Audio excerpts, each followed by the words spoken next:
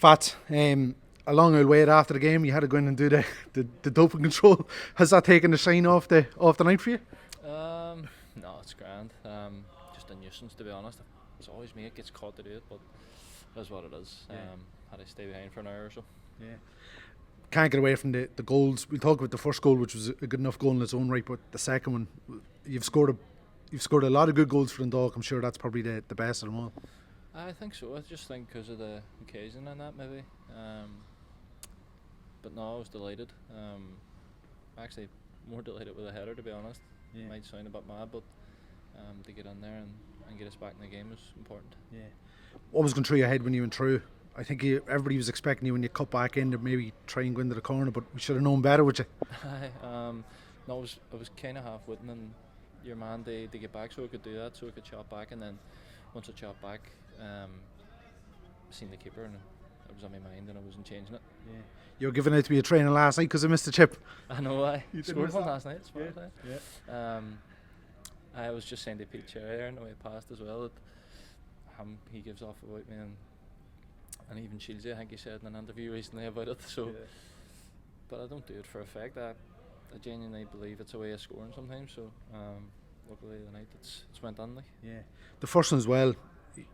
You score important headers. Obviously, the cup final a couple of years ago comes to mind. It was a great ball in by Rivas. Great cross, yeah. I think it was Pat held it up and set him, and I think if I remember correctly, I've seen the goal, but I think there's 4 or 5 in the box, so I was kind of like getting behind that lad, and as the flights came, I've just jumped and timed it well, and then just went back across him. Yeah. Yeah.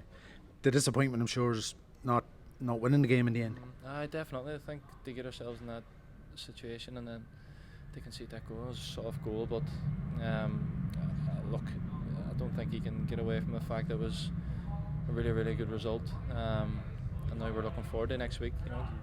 What way do you think the second leg's going to go? Obviously, they're a good side, but they seem to run out of legs a wee bit in the second half. They're obviously still in pre-season, but what way do you see them approaching the second leg in Tala next week? I'd say they'll come and try and win the game, obviously, but they're a good side.